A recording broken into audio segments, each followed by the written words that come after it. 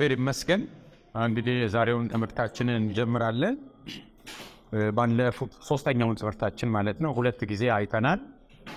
እግዚአብሔር ፍቅር ነው የሚለውን ሐሳብ ነበር ያየነው። እግዚአብሔር ማን ነው? እግዚአብሔር ባህሪው ምንድነው? እግዚአብሔር በምን ይገለጣል የሚለውን አይተን ለምናነሳው ትምህርት የተሻለ ሆኖ ይገጥልን እግዚአብሔር ፍቅር ነው የሚለው መሆኑን ተነጋግረናል።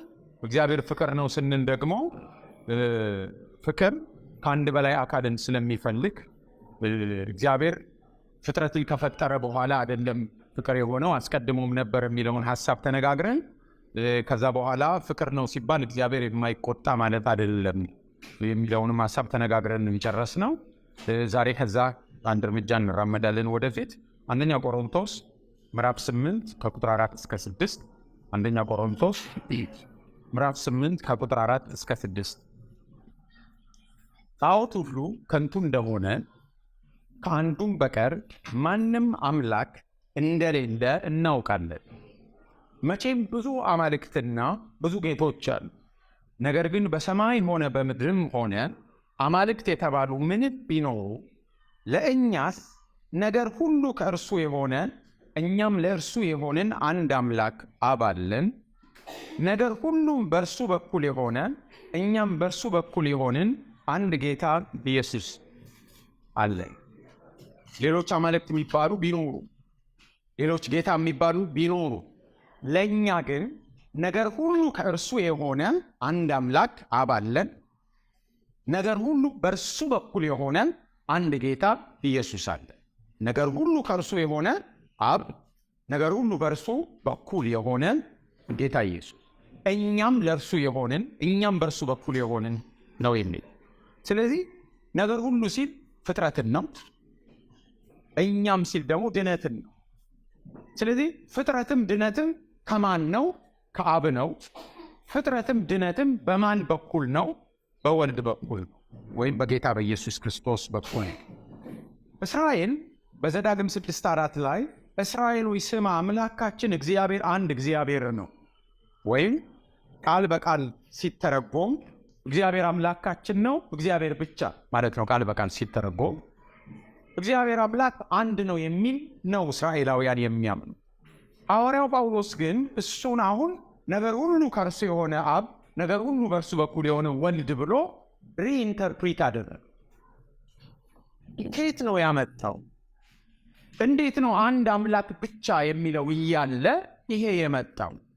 ሁለቱ ነገሮች ይጋጫሉ ወይ ብለን መጠየቅ አለብን። የዘዳግሙ እግዚአብሔር አንድ ብቻ ነው የሚለው ምን እያወራ ነው? ከእግዚአብሔር በቀር ሌላ አምላክ የለም፣ ሌላ የሚመለክ የለም ማለቱ ነው። ከእውነተኛው አምላክ ከእውነተኛው ጌታ ውጪ የሚመለክ ሌላ አምላክ የለም። ሌሎቹ አማልክት እውነተኛ አምላክ አይደሉም፣ እግዚአብሔር አንድ ነው የሚለን። ሐዋርያው ጳውሎስ ግን የሚነግረን የእግዚአብሔርን ውስጣዊ ሕይወት ነው የሚነግረን። የእግዚአብሔርን ውስጣዊ ሕይወት። አንድ አምላክ ማመን ምን ማለት ነው? አንድ አምላክንስ ማመን ምን ማለት ነው? ይህን የሚነግረን ማን ነው? የእኛ ፍልስፍና ነው የሚነግረን አንድ አምላክ ማለት እንዲህ ማለት ነው፣ አንድ አምላክን ማምለክ ማለት እንዲህ ነው ብሎ የእኛ ፍልስፍና፣ የእኛ ቅድመ ግንዛቤ ወይ ፕሪኮንሴፕሽን፣ የእኛ ሃይማኖታዊ ተሞክሮ ወይም ኤክስፒሪየንስ ነው የሚነግረን ወይስ ማን ነው የሚነግረን? አንድ አምላክ ማለት ምን ማለት እንደሆነ የሚነግረን ራሱ እግዚአብሔር ነው። አንድ አምላክን ማመን ማለት ምን ማለት ነው የሚለውንም ራሱ እግዚአብሔር ነው። እውነት ነው፣ እግዚአብሔር አንድ ነው። ከእግዚአብሔር በቀር ሌላ እግዚአብሔር የለም። ከእግዚአብሔር በቀር ሌላ አምላክ የለም። አንድ ማለት ግን ከአንድ በላይ ፐርሰንስ እንዳልሆኑ ይከለክላል። ይኸው ቃል ዘዳግም ላይ እግዚአብሔር አንድ ነው የተባለበት አንድ የሚለው የዕብራይስጥ ቃል ያው ቃል ኤካድ የሚለው በዛው በዘፍጥረት በሙሴ መጽሐፍ ውስጥ ሁለቱ አንድ ሥጋ ይሆናሉ ብሎ ሲናገር አንድ የሚለው ያው ቃል ነው። እግዚአብሔር አምላክህ አንድ ነው የሚለውና ሁለቱም አንድ ሥጋ ይሆናሉ የሚለው አንድ በዕብራይስጡ አንድ አይነት ቃል ነው፣ ኤካድ የሚል ቃል ነው። ስለዚህ ሁለቱ ማለት ሁለት ሰዎች ናቸው፣ ሁለት ፐርሰንስ ናቸው፣ ባልና ሚስት ግን አንድ ናቸው የሚለው። ስለዚህ አንድ ሥጋ መሆናቸው ሁለት ፐርሰንስ እንዳይሆኑ አይከለክልም። ስለዚህ እግዚአብሔር አንድ መሆኑ 3% እንዳይሆን አይከለክልም። ያው ቃል ነው ለሁለቱም ቦታ የዋሉ ሌሎች ስፍራዎችም ላይ አለ። ለምሳሌ እነሱ አንድ ወገን ናቸው ስለሚቀረጽ ጥቅሱን በኋላ ማየት ለሚፈልግ ሰው በዘፍጥረት 11:6 ላይ አንድ ወገን ናቸው፣ ግን ብዙ ሰዎች ናቸው። በሁለተኛ ዜና ምዕራፍ 30 ቁጥር 12 ላይ ደግሞ አንድ ልብ ይሰጣቸው ዘንድ ብሎ የእግዚአብሔር እጅ በእስራኤልና በይሁዳ ላይ ሆነ። አንድ ልብ ምናልባት በሚሊዮኖች የሚቆጠር ሕዝብ ነው ያለበት። አንድ ብቻ ለማለት ዕብራይስጡ ያኪድ የሚል ቃል አለው።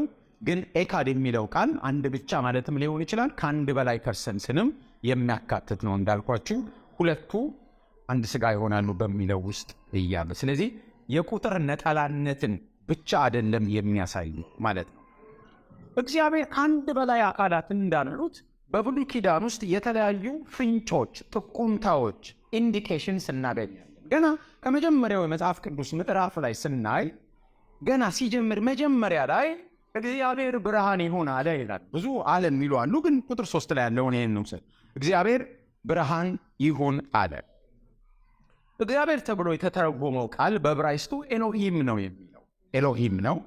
ኤሎሂም ብዙ ቁጥር ነው። ልክ እንደ አምላክ በተለምዶ ነው ነጠላ የሚመስለን እንጂ አምላክ የሚለው ብዙ ቁጥር ነው። መለክ ነው፣ ነጠላ አንድ መለክ ነው። አምላክ ብዙ ቁጥር ነው። ኤሎሂም የሚለው የብዙ ቁጥር ነው። አለ የሚለው ወዮሜር የሚለው የዕብራይስጥ ቃል ደግሞ ነጠላ ነው። ስለዚህ ምንድን ነው እዚህ ውስጥ የተፈጠረው? ለምንድን ነው ብዙ ቁጥር ሆኖ እንደገና ደግሞ ነጠላ ግስ የሚጠቀመው የሚል ጥያቄ ሊኖር ይችላል። የኤሎሂም ነጠላው ኤሎዋ ነጠላው ኤሎዋ ነው የሚለው። ይህ ደግሞ መጽሐፍ ቅዱስ ውስጥ ብዙ ቦታዎች አሉ። ምሳሌ በኋላ ቼክ ማድረግ ለምትፈልጉ ሰዎች ዘዳግም 32:15፣ መዝሙር 18:32፣ መዝሙር 50 ቁጥር 22 ስለሚቀዳ ነው ማነበው፣ መዝሙር 114 ቁጥር 7፣ መዝሙር 139:19፣ ምሳሌ 30 ቁጥር 5፣ ዕንባቆም 3:3። ኢዮብ ውስጥ በብዙ ስፍራዎች ኤሎዋ የሚለው ነጠላ አለ። ሌሎች ቦታዎች ደግሞ ኤሎሂም የሚለው ብዙ አለ። ስለዚህ በተጻፈበት ቋንቋ ስናነበው ነጠላው ቁጥር አለ ኤሎዋ የሚለው፣ ኤሎሂም የሚለው ብዙ ቁጥርም አለ። አንዳንድ ቦታዎች ደግሞ ጭራሹም ግሱም ብዙ ቁጥር 3 ቦታዎች። ለምሳሌ ዘፍጥረት 20 ምዕራፍ 13 ላይ እግዚአብሔር ከአባቴ ቤት ባወጣን ጊዜ ይላል አብርሃም። በዕብራይስጡ ቃል በቃል ሲተረጎም ባወጡን ጊዜ ነው። እግዚአብሔርም ብዙ ቁጥር ነው ኤሎሂም። ዘፍጥረት 35:7 ላይ ስለ ያዕቆብ እግዚአብሔር በዚያ ተገኝቶለት ነበርና የሚለው ቼክ ማድረግ ትችላላችሁ። በብዙ ቁጥር ተገኝተውለት ነው የሚለው። ሁለተኛ ሳሙኤል ምዕራፍ 7 ቁጥር 23 ላይ እግዚአብሔር እንደሄደለት የሚለው እንደሄደለት ነው የሚለው። በብዙ ቁጥር ነው የቀረበው። አሁን ምን ልል ነው? እንደምናስበው ሲምፕል አይደለም። ኮምፕሌክስ የሆኑ ሐሳቦች ስለ እግዚአብሔር ግራ የሚያጋቡ የሚያስደነግጡ፣ ይሄ ነገር ልክ ነው እንዴ የሚያስብሉ ኢንዲኬሽንስ እናገኛለን። ስለ ሥላሴ ያስተምረን እያልኩ አይደለም፣ ግን ኢንዲኬሽኖቹ አሉ። የሆነ ጥያቄ የሚፈቱ ጥያቄ የሚያጭሩ ነገሮች ብሉይ ኪዳን ውስጥ እዚህም እዛም ተበትነው ነው ያሉት።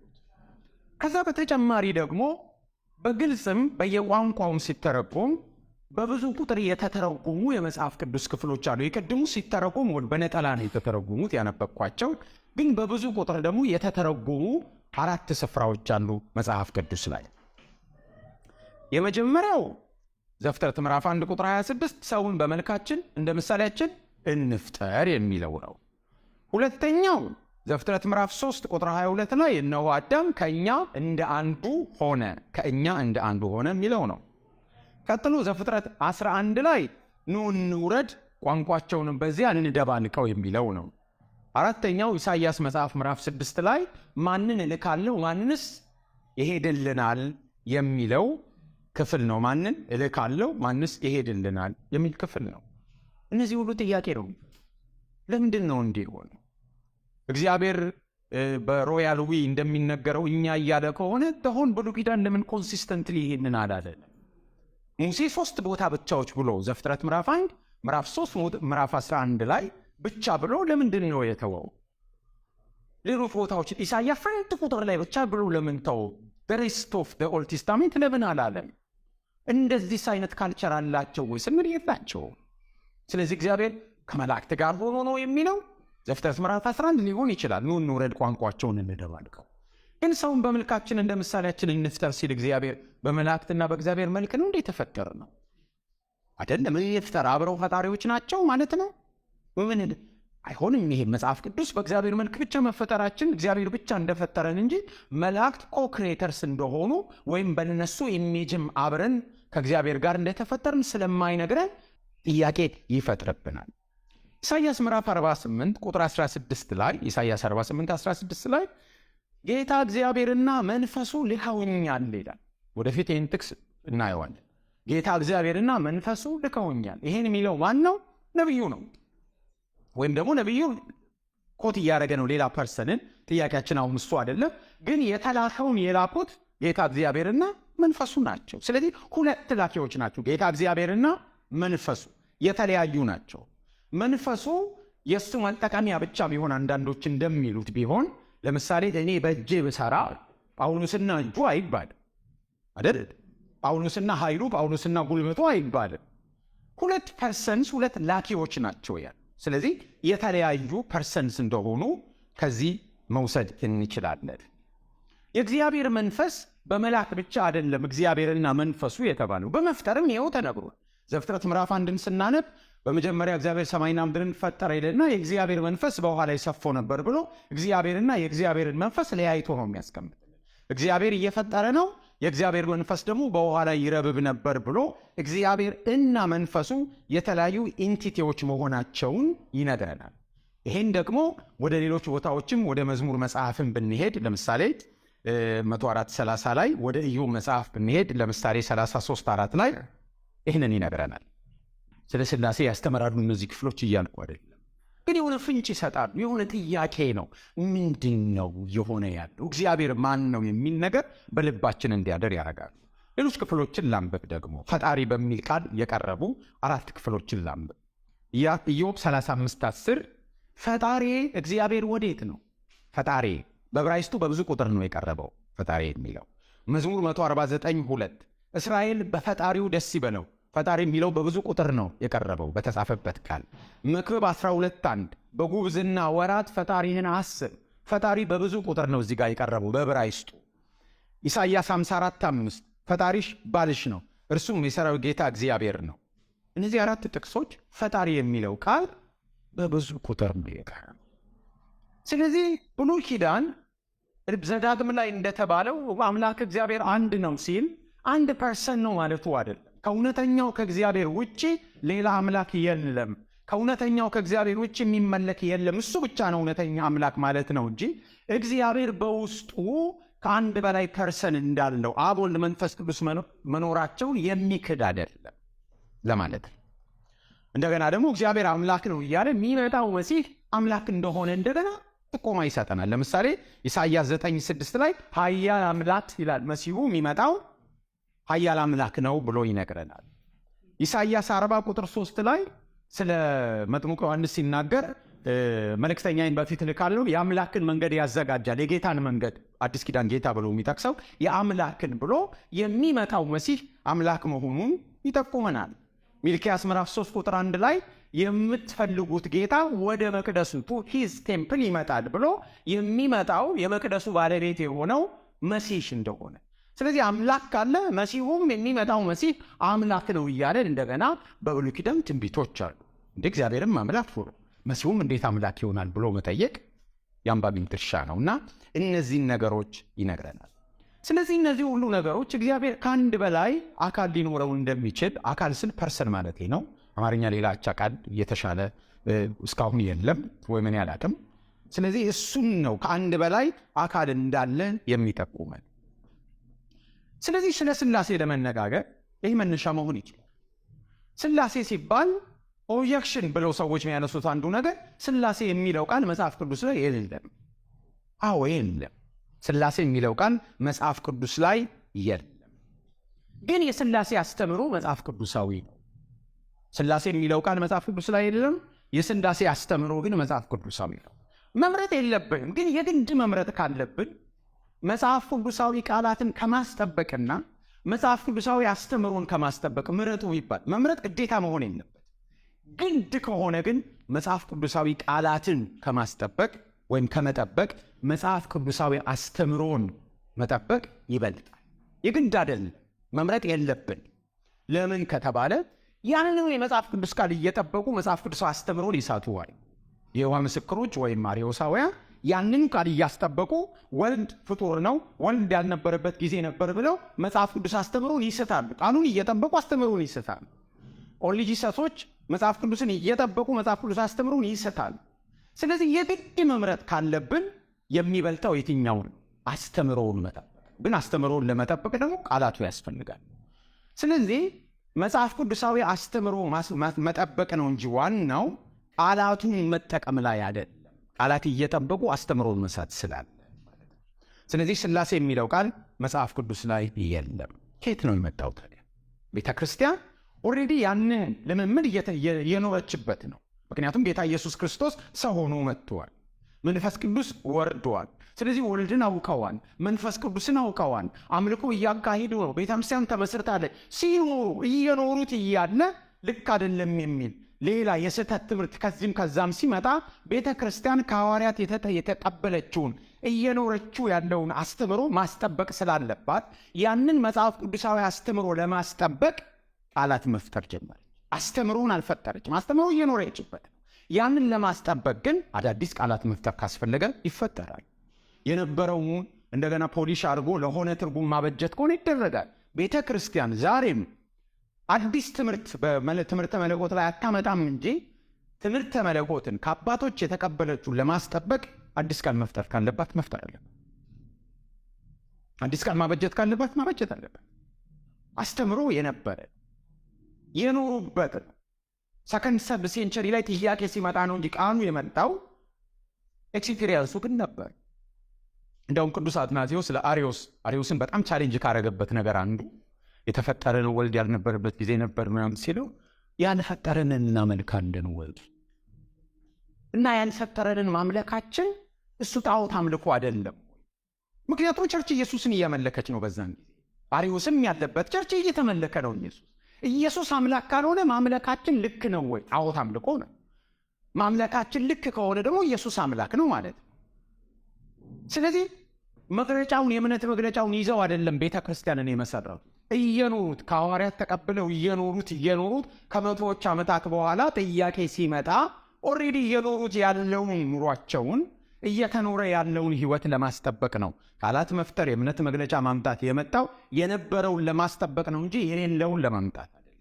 ስለዚህ ሥላሴ የሚለው ቃል እዛ ላይ ባይሆን በዚህ ምክንያት መታየት አለበት። ብሉይ ኪዳን ቅድም እንዳልነው ስለ እግዚአብሔር ከውጭ ነው የሚነግረን።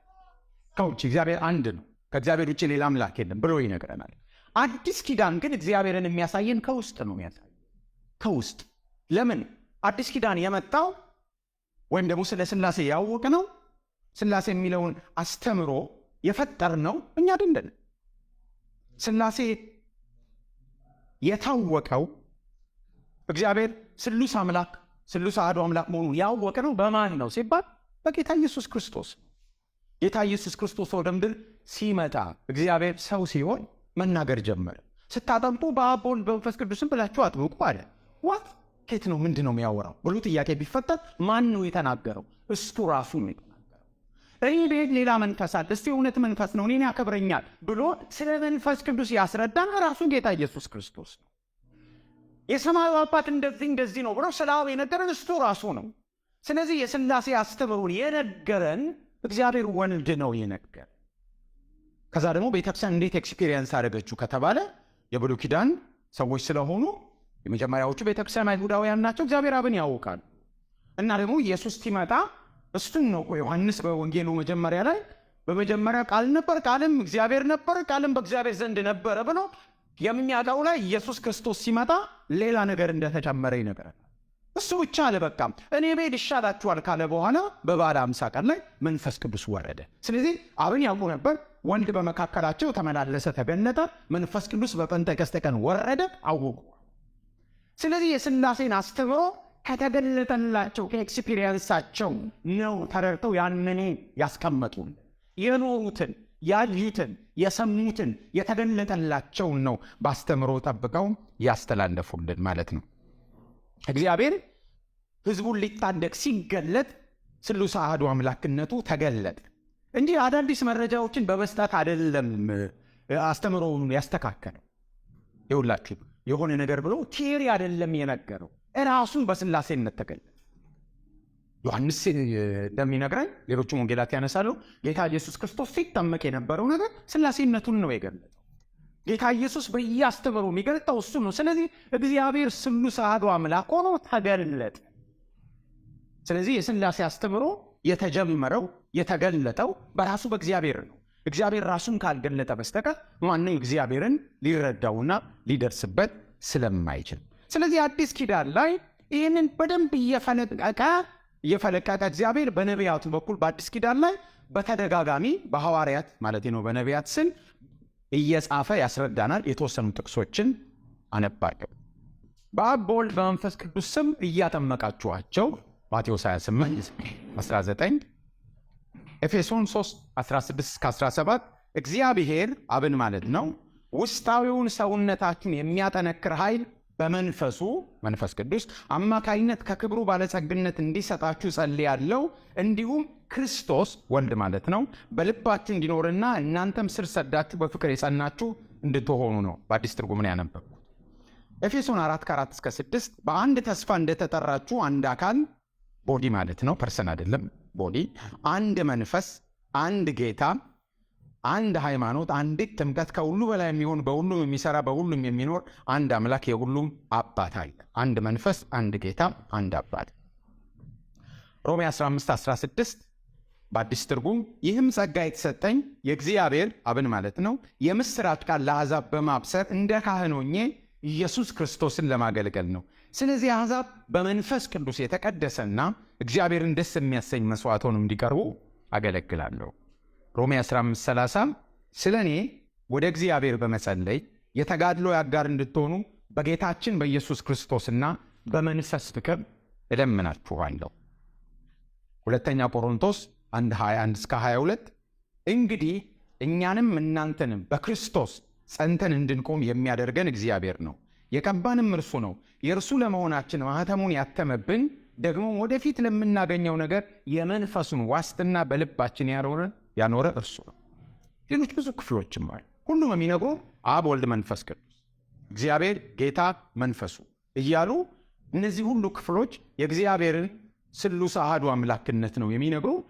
አዲስ ኪዳን ብናነብ እንደዚህ ባይጠቅሱም እንኳን በሰፋፊ ክፍሎች ውስጥ ሮሜን ስታነቡ ከሆነ ፓርት እስከሆነ ፓርት ስለ አብ ያወራል፣ ከሆነ ፓርት እስከሆነ ፓርት ስለ ወልድ ያወራል፣ ከሆነ እስከሆነ ስለ መንፈስ ቅዱስ። ስትራክቸራቸው ራሱ በደም ስራቸው የሚዘዋወረው ነገር ስላሴያዊ ነው። አዲስ ኪዳን መጽሐፍ ስላሴያዊ ነገር ነው የሚያውቁ። ለቤተክርስቲያን የተጻፉ መልእክቶች በሰላምታቸው ውስጥ ከእግዚአብሔር አብ ከጌታ ኢየሱስ ብሎ ይጀምራል ወይ ሲደመድሙ የመንፈስ ቅዱስ ኅብረት እንደዚህ እያለ። ስለዚህ አዲስ ኪዳን ላይ በጠቅላላው ስለ ስላሴ ነው የሚነግረን። 3 ለምን አለን? 4 አካላት ለምን አላለን? 5 አካላት ለምን አላለን ብንል መጽሐፍ ቅዱስ የሚነግረን ይሄንን ስለሆነ ይሄንን ነው የሚነግረን። ስለዚህ የአዲስ ኪዳን መልእክቶች በጠቅላላው እንደዚህ ነው። በጌታ በኢየሱስ ክርስቶስ ሰው መሆንና በመንፈስ ቅዱስ መውረድ ያወቅነው እግዚአብሔር ስላሴያዊ፣ በመንፈስ ቅዱስ መውረድና በጌታ በኢየሱስ ክርስቶስ ሰው መሆን ያየነው እሱ ነው። አምልኮ እግዚአብሔር ተኮር ነው። እግዚአብሔርን ማምለክ ያለብን በመንፈስና በእውነት ነው። ስለዚህ ስለ እግዚአብሔር ያለን እውነት ካልሆነ አምልኳችን ልክ አይደለም። በመንፈስና በእውነት ሲባል በእውነት የሚለውን ስናሰምር ስለ እግዚአብሔር ትክክለኛ ግንዛቤ፣ ስለ እግዚአብሔር እውነተኛውን እውቀት ካላገኘን፣ ስለ ቅዱሱ አምላክ እውነተኛ ማንነት ካልተረዳን አምልኮተ እግዚአብሔር ወደ አምልኮተ ጣዖት ልንሸራተት እንችላለን። ስለዚህ ስላሴያዊ ያልሆነ አምልኮ እውነተኛ አምልኮ አይደለም። መጽሐፍ ቅዱስ እሱን አይነግረንም። ከውጭ ስናይ ፍጥረትንም ስናይ የአንዱ አምላክ ስራ ብቻ ነው የሚታየን፣ ውስጣዊ ህይወት አይታይም። ከብሉይ ኪዳን ስናይ፣ ከአዲስ ኪዳን ስናይ ግን ፍጥረትም ድነትም የሚታየን ስሉሳዊ መሆን ነው። ቅድም እንዳልነው ነገር ሁሉ ከማን ነው? ከአብ ነው። ነገር ሁሉ በማን በኩል ነው? በወልድ በኩል ነው። ፍጥረት እንዲህ ነው እንዴ? አዎ። ድነትም እንደዛው። ስለዚህ እያንዳንዱን ነገር ስናይ የምናውቀው እግዚአብሔርን ከውስጥ ነው። አዲስ ኪዳን ለምንድን ነው ከውስጥ የምናውቀው ሲባል አሁን የእግዚአብሔር ቤተሰብ ሆነናል። እግዚአብሔር ቤተሰብ ተደርገናል። እግዚአብሔርን አሁን ያወቅነው ከውጭ አይደለም። በክርስቶስ በኩል እግዚአብሔር በመንፈሱ ልጆቹ ስላደረገን አሁን ውስጥ አዋቂ ነን። እግዚአብሔርን የምናውቀው ከውስጥ ነው። ስለ እግዚአብሔር ኢንፎርሜሽን አይደለም እያለን ኢየሱስ ክርስቶስ መጥቶ የሆነ ኢንፎ ዳውንሎድ አላደረገልን። የእግዚአብሔር ቤተሰብ ነው ያደረገን። እግዚአብሔር በልባችን እንዲኖር ነው ያደረገው። እግዚአብሔር እንዲቀድሰን ነው ያደረገው። የእግዚአብሔር ልጆች እንድንሆን ነው ያደረገው። ስለዚህ የእግዚአብሔር ቤተሰብ ስለሆነን እግዚአብሔርን በማወቅ ነው አሁን የምንናገረው። ስለዚህ ስንጠመቅም በስሉስ አምላክ ስም ነው የምንጠበቀው። አሁን መንፈስ ቅዱስ የሚሉትን ስሞች እኛ አልፈጠርናቸው። እንደው ቅድም ስለ ቃላት መፍጠር አውርቻለሁ። አስፈላጊ ከሆነ እንፈጥራለን። ግን አሁን መንፈስ ቅዱስን እኛ አልፈጠር። ጳውሎስ አልፈጠረው፣ ጴጥሮስ አለ፣ ዮሐንስ አልፈጠሩት። ጌታችን ኢየሱስ ክርስቶስ ነው በአብ በወልድ በመንፈስ ቅዱስ አጥምቋቸው ብሎ እሱ ነው የተናገረው። ስለ መንፈስ ቅዱስ ማንነት እሱ ነው የተናገረው። ስለ እግዚአብሔር አብ እነሱም ያውቁትና እሱ ይነግራቸው ይለያያል። እሱ ነው የተናገረው። ስለዚህ እግዚአብሔር ራሱ ነው እንዲህ ነኝ ብሎ የገለጠው እንጂ ሰዎች ያበጃጇቸው ቃላት አይደሉም፣ የቀመሯቸው ቃላት አይደሉም። ቤተ ክርስቲያን ኖራ የሆነ ነገር ሲነሳ ያበጃጃቸው ፎርም ያደረገቻቸው ነገሮች አይደሉም። እግዚአብሔር ራሱ ነው እንዲህ የተገለጠ በመገለጥ ከዛ ደግሞ ፈርዘር በመሄድ በኤክስፒሪየንስ እንድናክ ያደረገን እንደሱ ነው። እግዚአብሔርን በአዲስ ኪዳን ከውስጥ ነው ያወቀው። ተፈጥሯዊ ምሳሌ ለመስጠት አንድን አተም ብንወስድ በረጅም ጊዜ አተም አንድ ብቻ ነው ተብሎናል። ቅንጣት መሆኑ ብቻ ነበር የሚታወቀው። በኋላ ግን ሲታይ ከውስጡ ሌሎች ፓርቲክልስ አሉ፣ ሰባቶሚክ ፓርቲክልስ አሉ። እነሱም በመለየት በመነጠል የሚገኘው ኢነርጂ በጣም ከፍተኛ። ስለ ኒውክሌር ምናምን ስለ ቦምቡ ምናምን ቢጠና በመነጠል ነው አይደል? ሰባቶሚክ ፓርቲክልስ በመነጠል ውስጡ ያለው ኢነርጂ ያለምንም ያጠፋል። ግን በጣም ጥቂት ነገር ነው። ለረጅም ጊዜ ሲታወቅ የነበረው ግን ከውጭ ብቻ ነው። አሁን ፈርዘር ሲገቡ ሌላ አለ። አሁን ይህ ስለተፈጠረ ነገር ነው የምናወራው። በተፈጠረ በጣም ኢምንት በሆነ ነገር ላይ እንኳን እንዲህ አይነት ነገር እግዚአብሔር ትልቅ ነው። እግዚአብሔር ፈጣሪ ነው። ድሮ ከውጭ ብቻ ነበር ያወቁት። ጌታ ኢየሱስ ክርስቶስ ሲመጣ ግን እንደዚህ ነው። ስለዚህ አዲስ ኪዳንን ያወቅን ሰዎች የእግዚአብሔር አንድ አምላክነት ብቻ ሳይሆን 3 ፐርሰንነትን እናውቃለን። አብ ይሄ ነው ስራው፣ ይሄ ነው። ወልድ ይሄ ነው ስራው፣ ይሄ ነው። መንፈስ ቅዱስ ይሄ ነው ስራው፣ ይሄ ነው ብለን መናገር እንችላለን። ስለ እኔ ራሱን በሰጠው በልጁ በክርስቶስ ነው የምኖረው፣ እኔ ሕያው ሆኜ አልኖርም ሲለን ወልድ ይሄ ነው ስለ እኔ ራሱን የሰጠ ነው። አብ ይሄ ነው ስለ እኔ ልጁን የሰጠ ነው። አንድ ልጁን የገዛ ልጁን ሳይራራ የሰጠን እንዴ! ኦኬ ስለ አብ ነው የሚያወራው ማለት ይቻለን። አብ ይሄ ነው፣ ይሄ ነው ግብሩ። ወልድ ይሄ ነው፣ ግብሩ ይሄ ነው። መንፈስ ቅዱስ ይሄ ነው። ለቤዛ ቀን የታተማክት ኦኬ ታተምኩት በመንፈስ ቅዱስ ነው ብለን ስራዎቻቸውን የአብን የወልድንና የመንፈስ ቅዱስን እንድናቅ የምንችልበት ቦታ ደርሰናል። እግዚአብሔር በዘመናት ውስጥ ደረጃ በደረጃ ራሱን እየገለጠ መጥቶ ሁሌ ፕሮግሬስ አለ። የመጨረሻ ዕብራውያን ጸሐፊ እንደሚነግረን በመጨረሻ ግን በልጁ በክርስቶስ በኩል ድሮ በነቢያት ሲገልጥ ነበር፣ በተለያየ መንገድ ሲገልጥ በፍጥረቱ ሲገልጥ ነበር። አሁንም ይገልጣል በፍጥረቱ። ሄዶ ግን ክላይማክሱ ምንድን ነው? በልጁ በክርስቶስ ገለጠል። ያ ማለት ግልጠተ መለኮት ፕሮግሬሲቭ ነበር ማለት ነው። ርምደታዊ ነው። እርምጃ በእርምጃ ደረጃ በደረጃ እየሄደ ሄዶ የመጨረሻው ጋር የደረሰው በልጁ በክርስቶስ ኢየሱስ ነው። ስለዚህ አንዱን ስናቅ እግዚአብሔር አንድ ስለሆነ ሌላውን እናቃለን። አብን ስናቅ እግዚአብሔር አንድ ስለሆነ ወልድን እናቃለን። ወልድን ስናቅ እግዚአብሔር አንድ ስለሆነ መንፈስ ቅዱስን እናቃለን። አብ የሚታወቀው በወልድ ነው። ወልድ የሚታወቀው በመንፈስ ቅዱስ ነው። መንፈስ ቅዱስ የሚታወቀው በአብ ነው። በአንዱ እግዚአብሔር 3 አካላት መካከል ይሄ ያለ ሐዋርያት ልክ እንደዚህ ነው ኤክስፒሪየንስ ያደረጉት። ማቴዎስ 16:17 ላይ ማቴዎስ 16:17 ላይ እንደዚህ አለ።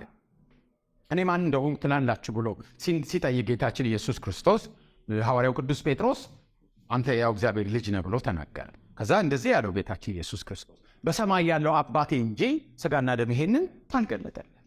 ስለዚህ ኢየሱስ ማን እንደሆነ ያወቀው፣ ወልድ ማን እንደሆነ ጴጥሮስ ያወቀው ማን ገልጦለት ነው? አብ ነው የገለጠለት። ሌላ ሊገልጥለት አይችልም። አብ ሲገልጥለት ወልድ ማን እንደሆነ ጴጥሮስ አወቀ።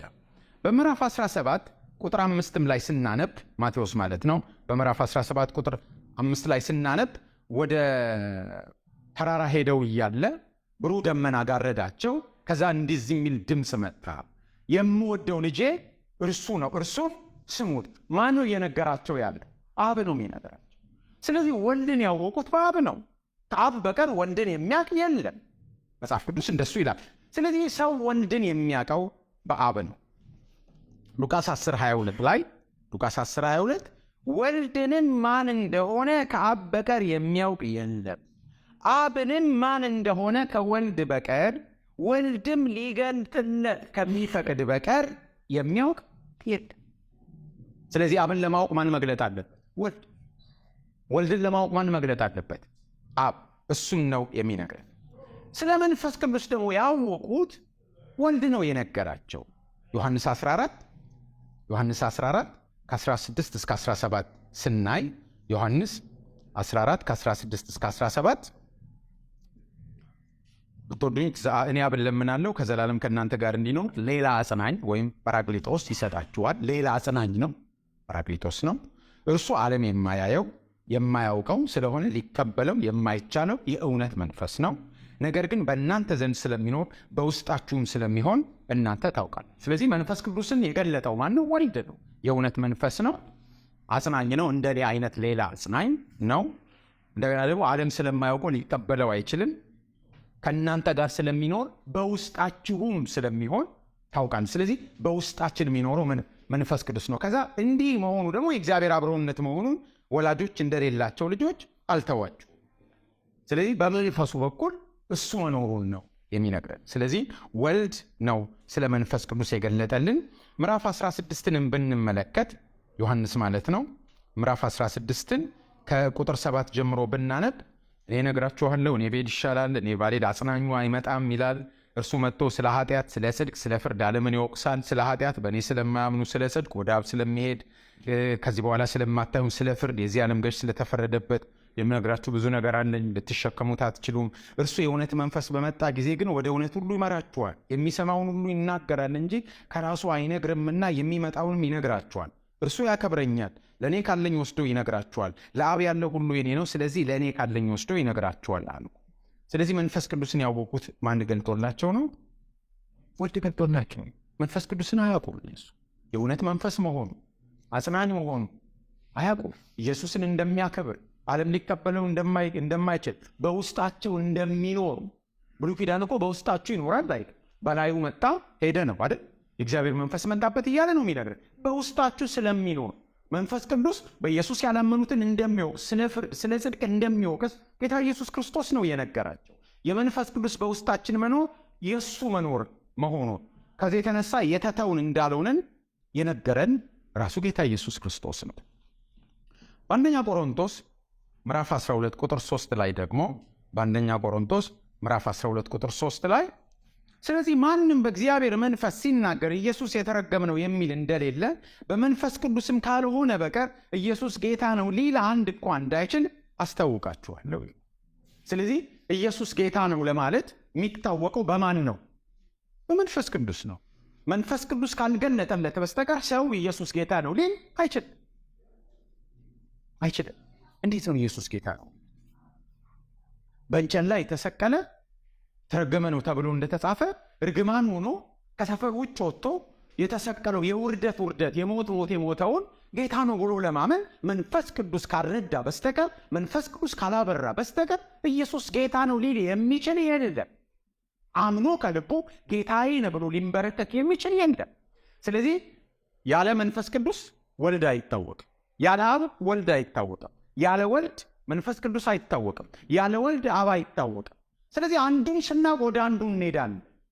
መንፈስ ቅዱስ የእግዚአብሔር መንፈስ በመሆኑ መንፈስ ቅዱስ ጌታ ኢየሱስ ክርስቶስ መንፈስ በመሆኑ መንፈስ ቅዱስ ስናውቅ አብና ወልድን እናውቃለን። ወልድ የአብ ልጅ በመሆኑ ወልድን ስናውቅ አብን እናውቃለን። ይህንን የምናውቀው ደግሞ በመንፈስ ቅዱስ ነው። ስለዚህ አንዱን ስናውቅ ሌላውን እናውቃለን። ከአንዱ ወደ አንዱ እንሄዳለን። እግዚአብሔርን የምናውቀው በዚህ መልክ ነው። አንዱን ማወቅ ወደ ሌላው ስለሚመራን አዲስ ኪዳን ላይ ጌታችን ኢየሱስ ክርስቶስ ሲገለጥ በዚህ መልኩ ነው ስለ ሥላሴ ስለ እግዚአብሔር ማንነት በሙላት እንድንረዳ እድል ያገኘ ነው። ስለዚህ በብሉይ ኪዳን ሲታይ እግዚአብሔር ከውጭ ነው የሚታይ። ስለዚህ ሁሉ ነገር የተሰራው በአንዱ አምላክ ከእግዚአብሔር ውጭ ፈጣሪ ማን ነው? አንዱ እግዚአብሔር። አዳኝ ማን ነው? አንዱ እግዚአብሔር ነው። ታዳጊ ማን ነው? አንዱ እግዚአብሔር ነው። ከዚህ ውጭ የሚያውቁት ነገር የለም። የአዲስ ኪዳን ሰዎችን ከውስጥ ስላወቅን ፈጣሪ ማን ነው? አንዱ እግዚአብሔር ነው። እውነት ነው። እንዴት ነው የፈጠረው? አብ በወልድ በኩል በመንፈሱ ነው የፈጠረው። አዳኝ ማን ነው? እግዚአብሔር በልጁ በኩል በመንፈስ ቅዱስ ነው ያዳነን። ማን ነው የሚቤዠን? አብ በልጁ በክርስቶስ በኩል በመንፈስ ቅዱስ። ነገር ሁሉ ከማን ነው? ከአብ ነው። ነገር ሁሉ በማን ነው? በወልድ በኩል ነው። ነገር ሁሉ በማን ነው? በመንፈስ ቅዱስ። ምክንያቱም ነገር ሁሉ ከአብ በወልድ በኩል ያወቀ መሆኑን ያወቀ ነው በመንፈስ ቅዱስ። ይህን የገለጠልን መንፈስ ቅዱስ በቅዱስ ቃሉ ሐዋርያትን መርጦ ስላጻፋቸው ያወቀ ነው። ስለዚህ ነገር ሁሉ ከአብ በወልድ በኩል መሆኑን ያወቀ ነው በመንፈስ ቅዱስ፣ በግልጠተ መንፈስ ቅዱስ በተጻፈው መጽሐፍ ነው። ስለዚህ ነገር ሁሉ ከማን ነው? ከአብ። ነገር ሁሉ ሲል ድነትንም ፍጥረትንም ነው። ምክንያቱም እኛም ከእርሱ የሆንን ስለም። ነገር ሁሉ በማን በኩል ነው? ስሩ ደሰን ፈርዘር ስንሄድ እናየዋለን። የሚቀጥለው ዛሬ እንደ መግቢያ ብቻ ነው። ስለዚህ በልጁ በኩል ነው። ይህን ሁሉ ነገር ደግሞ የምንረዳው በማን ነው? በመንፈስ ቅዱስ ነው። ስለዚህ የእግዚአብሔርን ውስጣዊ ሕይወት ስናይ እግዚአብሔር 3 ፐርሰን መሆኑን እናያለን። ከውጭ ስታይ ግን እግዚአብሔር አንድ አምላክነቱ ነው። አንድ አምላክነቱ ትክክል ነው፣ ስህተት አይደለም። ግን ሙሉ እውቀት አይደለም። ምክንያቱም በክርስቶስ ስላላወቁት አይሁዳውያን እግዚአብሔርን ከውጭ ነው የሚያውቁት፣ ክርስቶስን ስለማያውቁ። በፍጥረቱ ያውቁታል፣ በተገለጠላቸው በሙሴ በኩል በተሰጣቸው ሕግ እግዚአብሔር በእስራኤል ታሪክ ውስጥ በሚያደርጋቸው በኢንተርቬንሽኑ በተለያየ ነገር እግዚአብሔርን ያውቁታል። ግን እግዚአብሔርን በክርስቶስ አያውቁት። በክርስቶስ ስላላወቁት እውቀታቸው ውስን ነው። እውቀታቸው ከውጭ ነው።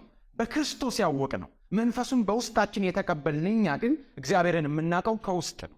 ከውስጥ ስለምናውቀው እግዚአብሔር ስሉስ አሃድ አምላክ መሆኑ፣ አንድ አምላክ 3 አካላት እንደሆኑ በዚህ መልኩ መረዳት እንችላለን ማለት ነው። ጌታ ይመስገን። ለዛሬ እዚህ ጋር እናቆማለን።